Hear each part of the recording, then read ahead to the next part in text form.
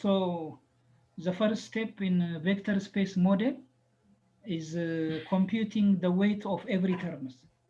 Nowadays, term frequency, inverse document frequency is given priority because it tries to see both term frequency and the document frequency.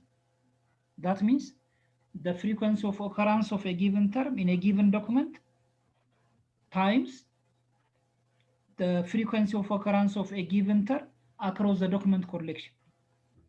It considers the importance of a given term for a given document and the importance of a given term across the document collection. So when we are calculating term frequency, inverse document frequency, we are multiplying term frequency with inverse document frequency. So given a collection of 10,000 documents and term A appears 20 times in a given document J, the maximum appearance of any term in document J is 50. There is another term which appears frequently in that given document J, 15 times. The term A appears in 2,000 of the documents in our collection. Now you are asked to calculate the TF-IDF of term A. When you are calculating the term frequency of the term frequency times inverse document frequency of term A, we have to multiply TF by inverse document frequency. Towards that, first we have to know term frequency. The term frequency is given. Term A appears 20 times in a particular document J. We want to calculate the term frequency of document J. No, the term A in document J. እዚህ ጋር የቀረች ነገር አለች። Compute term frequency inverse document weight of term A in document J. Because we are calculating the importance of term A for representing document J.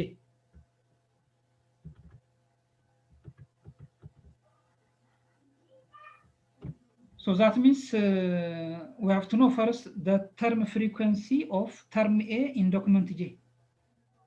That means the term A appears 20 times in a particular document J. Then we have to normalize it. For normalization here, what's given is the maximum frequency of another term which occurs in document J, 50. So for term frequency of term A in document J, take its frequency 20 times, then normalize it by 50. The maximum frequency of another term which occurs in document J, which is 50. So that will give us 20 over 50, 0.4. So relative to the whole distribution of terms in that document J, term frequency of A is 0.4. That means the importance of term A in document J is 0.4. Then the inverse document frequency, which is dependent on the inverse of document frequency. The inverse of document frequency is logarithm of the total number of documents over the document frequency of A. That means the total collection over the number of documents containing term A. Take the logarithm of that, log of 10. 10,000 documents are available in our collection as per the given information. And the term A is appearing 2,000 times. That means logarithm of 10,000 over 2,000. That means what? Logarithm of 5. Logarithm of 5 is 2.32 from our logarithm table. Then what about TF5F? Multiply the normalized term frequency of A in document J, multiply with the inverse document frequency of term A. That means 0.4 times 2.32. So in general terms, term A is important for representing document J with 0.928 weight. So that means term A is relevant for representing document J because it is appearing frequently in document J, but appears in some of the documents out of our collection 10,000, 2,000 times. When we come to similarity measurement, we are using the most frequently used one, which is cosine similarity. Cosine similarity is calculating the similarity of the document with the query. So it gives highest similarity score for those documents which are near to the query. So it is like measuring the degree between a given document against the given query. How we calculate cosine similarity? We try to find summation of terms in document multiply with term in the query. I is representing the term. J is representing the document. I is representing the term. Q is representing the query. So take every terms in document J, multiply with every terms in document query. That will give us the dot product. Then we have to normalize it. When we are normalizing, we have to divide by the length of the terms available in document J, multiply with the terms available in the query. So that means a square root of summation of all the terms, summation of the square root of the weight of all the terms in document J. Multiply with square root of summation of the weight of squared weight of all the terms in the query. Again, we are getting similarity score between 0 up to 1. If you get similarity score of 0, that means the document is irrelevant for the query. Otherwise, if greater than 0 similarity score is obtained, the document in one way or another, since it contains at least one of the query term, that document is relevant. So if you apply cosine similarity, you have to also apply what? Best matching for ranking. Because cosine similarity takes into account the appearance of a given query term in a given document 1 times, 2 times, 3 times, all the query terms in a given document. Since it considers a given document is relevant if that document is containing at least one query term, we have to apply best matching for ranking, because we have to give more relevance for those documents containing all the query terms or most of the query terms as compared to a document containing only one of the query terms.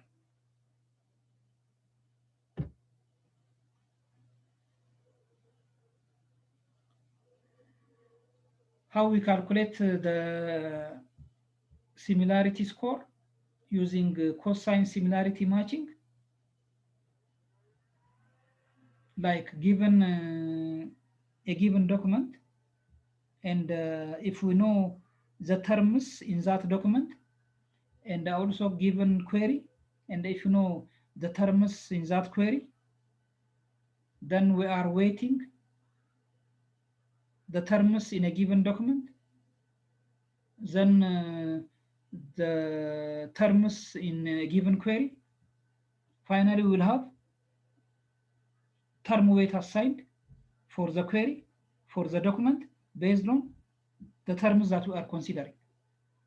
So unlike the Boolean model, which is trying to evaluate every document based on query terms, here we are evaluating by comparing queries based on the terms it contains and the documents based on the terms they contain. So we are trying to see the similarity between query and the document in the case of vector space using cosine similarity. What is the similarity score of the given query and the document 1? What is the similarity score of the given query against document 2?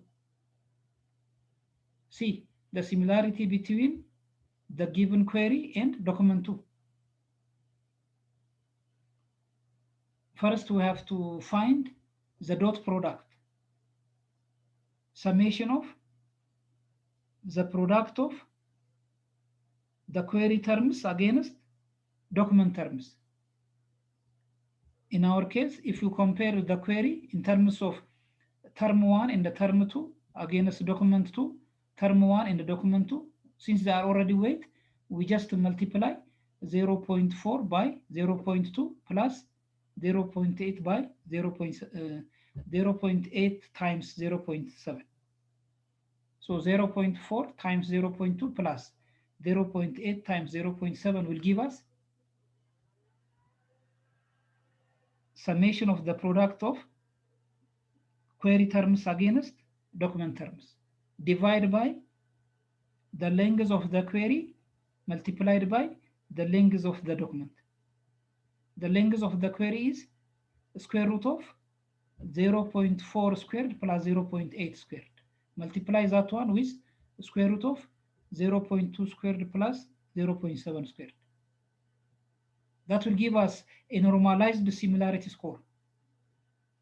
So when we are finding the dot product by multiplying 0.4 times 0.2 plus 0.8 times 0.7, we'll get 0.64 divided by the length of query multiplied by the length of the document.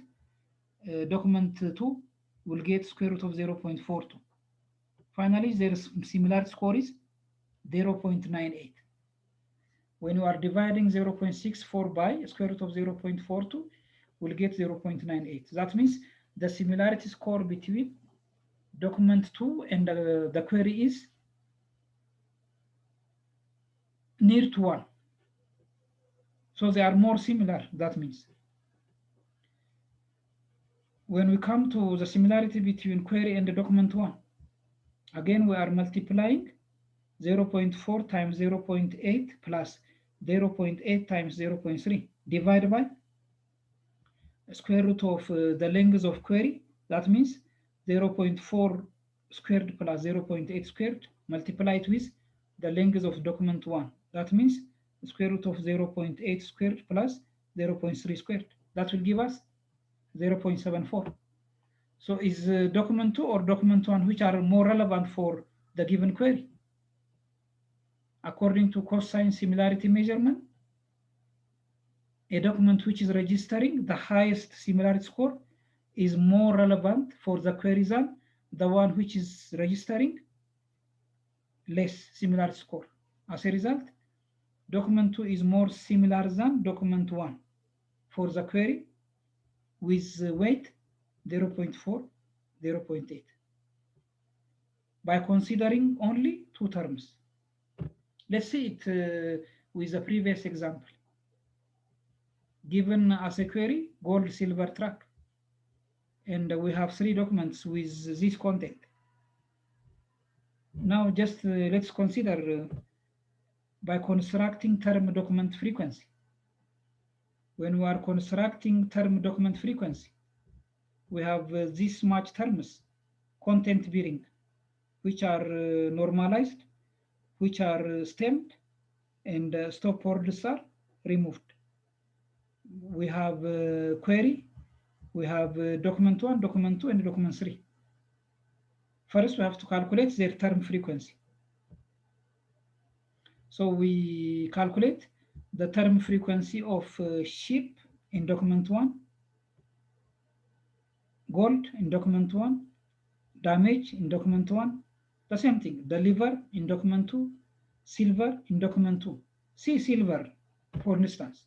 In the case of binary, we are just assigning 1 because binary is looking at only the presence of silver in document 2. But when we are looking strictly to its term frequency, silver is appearing in document 2 times. So when you are using non-binary, you are taking into account the frequency of occurrence of every terms. Now in this case, normalization is not required. You can normalize or else you can ignore because we have only minimal number of documents with minimal number of terms. Almost all the documents are equal.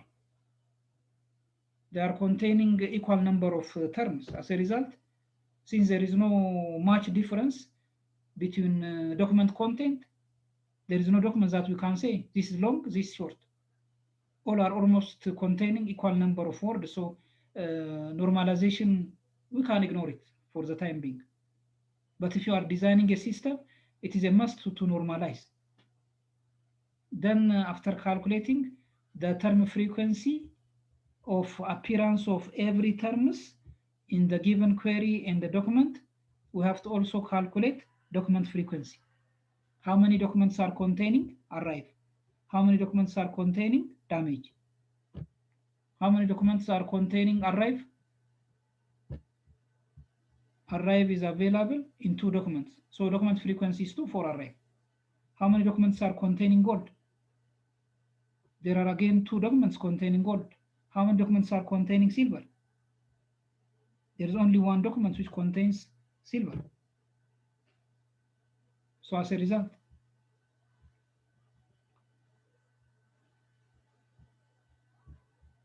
arrive has a document frequency of 2. Damage has a document frequency of 1. Silver, even if it is appearing in document 2 times, the document frequency is only 1. Now we have to calculate inverse document frequency using document frequency. Logarithm of total document collection divided by document frequency of a given term. So what is the inverse document frequency of arrive? Logarithm of the total document collection 3 divided by the document frequency of arrive 2. So logarithm of 3 over 2 to the base 10. In the case of inverse document frequency of damage, since document frequency of 1, logarithm of 3 total document we have divided by 1 document frequency of damage. So as the document frequency decreases, inverse document frequency increase.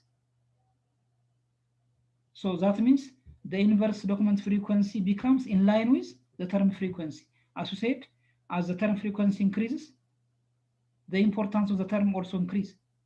As the inverse document frequency increases, the importance of the term also increases. Now we can calculate TF-IDF. TF-IDF, as TF-IDF increases, the importance of the term also increases. But at this point, don't be confused. We are calculating TF-IDF of each terms in each document. Sometimes on the exam, I am observing that TF-IDF is calculated in the form of IDF. But actually, we have to calculate TF-IDF of every term in every document. So we are calculating TF-IDF of arrive in the query, in document 1, in document 2, and the document 3. That means what? In the query, we have TF0, 0 times IDF 0.176 is 0. In document 1, we have 0 TF multiply with IDF, again 0. But in document 2, TF is 1. 1 times IDF 0176 will give you 0176. In document 3, TF is 1, IDF is 0176. TF IDF of term arrive in document 3 is 0.176. So in this way, for all the terms, we have to calculate their TF IDF in each document, including query. Finally, the query is represented by 0, 0, 0, 0, 0, 176, 0, 477, 0, 0, 176, based on the terms that are extracted from the document. D1 is represented by 0, 0, 477, 0, 0 0.477, 0 0.176, 0, 0, 176, 0. Then we are calculating the similarity between query using its vector against D1 using its vector D2, D3. Then we are trying to compare Q with D1, Q with D2, Q with D3. Now we are using the cosine similarity.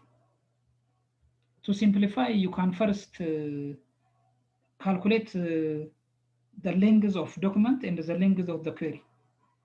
Or else you can divide using the formula of cosine similarity. Summation of the product of every terms in the document against every terms in the query divided by the normalizer, length of document, length of the query. If you calculate the length of the query, you will get what? Square root of 0, you can ignore 0.176 squared plus 0.477 squared plus 0.176 squared. So for the query, just by taking only terms with the numbers, ignoring zeros, you can get the length 0.538. For the document also the same thing. Then you have to calculate the query multiplied by D1 as a dot product, summation of every terms in query multiplied with every terms in document 1. When we are looking at the intersection point between Q and the D1, there are numbers only when we reach gold. Otherwise, when there is a number in D1, Q is 0. Or whenever silver for Q is 0.477, but D1 is 0. We can ignore all those zeros and concentrate on the value of gold, 0.176 times 0.176, which gives us the dot product of Q against D1, since others are 0. What about Q against D2? We have two terms that are available in the query and in the document, D2. Silver is available in our query and also in D2. Track is also available in query and also in D2. Others are in either of the point, either Q is 0 or D2 is 0. So we can ignore them, just concentrate on the value of 0.477 multiplied by 0.954 plus 0.176 multiplied with 0.176. Or else, not to confuse, 0 times 0.176 plus 0 times 0 plus 0 times 0.477. For all terms, multiply the value at query and document 2. Finally, we'll get the dot product. Then, to measure similarity, divide the dot product of Q D1 over the length of Q multiplied with D1 as a normalizer. It will give you 0.0801. The similarity between Q and the D2 Again, their dot product summation of multiplying terms in query against terms in D2 will give you 0.4862 divided by the length of Q in terms of it is query terms, square root of term 1 in the query squared, weight of term 2 in the query squared, plus all the terms in the query in terms of their weight squared will give you the normalizer for the query multiply with the normalizer with document 1, document 2, and document 3. Now you will get for similarity QD2 0.8246, similarity of Q with D3 0.3271. Which document is more relevant?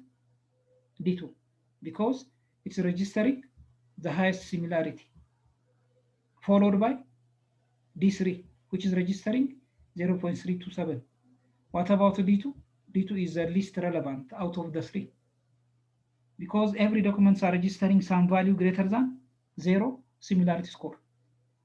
If all of them are registering less than 0 or one of them are registering 0, we ignore. In fact, there is no less than 0. If they are registering a similarity score of 0, we have to ignore it because it's irrelevant. So accordingly, ranked document lists are identified. What's the advantage of vector space? It applies all our criteria. Term weight is non-binary. Partial matching is applied using similarity score, using cosine similarity. Then ranking principle is applied using best matching. But one of the disadvantages observed in vector spaces, it takes